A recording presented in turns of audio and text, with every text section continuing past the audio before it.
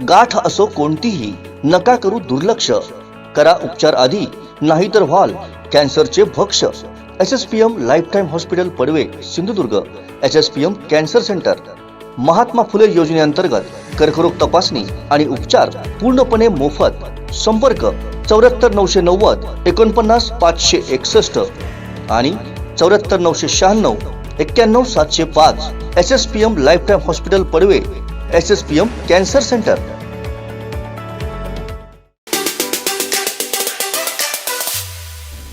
आज सकाळी बारसू गावामध्ये जिथे रिफायनरीचं काम सुरू आहे तिथे काही जे आंदोलन ग्रामस्थ करतायत त्यांना भेटण्यासाठी आज विनायक राऊत तिथे गेले होते, त्यांच्या काही सहकार्यानं घेऊन.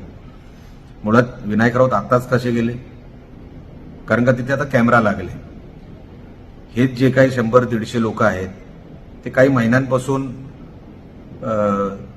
त्यांचा विरोध आहे या प्रकल्पाला.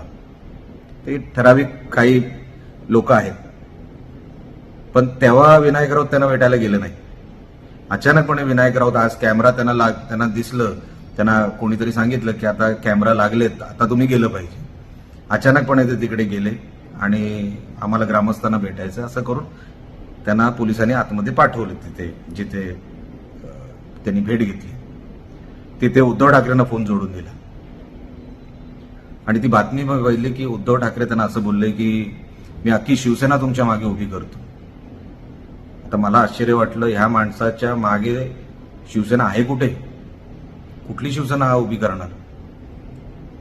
मुळात ह्याच्याच मागे ह्याचा पक्ष नाही, ह्याच्या पक्षाला आता नाव नाही, ह्याला चिन्ह नाही. कुठला पक्ष उभा करणार? म्हणजे हवेत गोळीबार हे नेहमीप्रमाणे उद्धव ठाकरेंनी केलं. त्याला काय हातपाय त्यांच्या त्या कुठल्याच प्रतिक्रियेला नसतात, स्टेटमेंटलाही नसतात. पण असं असताना प्रशासन एका बाजूने समजवण्याचं काम करत आहे आणि आग लावायचं काम, काड्या लावायचं काम हे विनायक राऊत सारखी लोक करत आहेत. काही अफवा उलटसुलट तिकडे येत आहेत, पण पालकमंत्री समजवण्याचं काम ग्रामस्थांना करतायत. तिकडचे प्रशासन जे काही अधिकारी आहेत प्रशासकीय ते समजवण्याचा प्रयत्न करतायत आणि त्याच्यातून हा प्रकल्प उभा करण्याचा आम्ही सगळे प्रयत्न करतोय आणि त्याला योग्य दिशा मिळेल लवकरात लवकर. हे आपल्यालाही बातम्यांमध्ये कळेलच. पण विनायक राऊत सारखी लोक भडकवण्याचा जो काही प्रयत्न करत आहे ते त्याला काही यश येणार नाही. आम्ही त्याला यश येऊ देणार नाही. आमचे दिवसभरातले सर्व अपडेट्स, ताज्या घडामोडी आणि थेट लाईव्ह पाहण्यासाठी सबस्क्राईब करा, लाईक करा कोकणचं नंबर 1 महा चॅनल कोकण 7 लाईनचं YouTube चॅनल.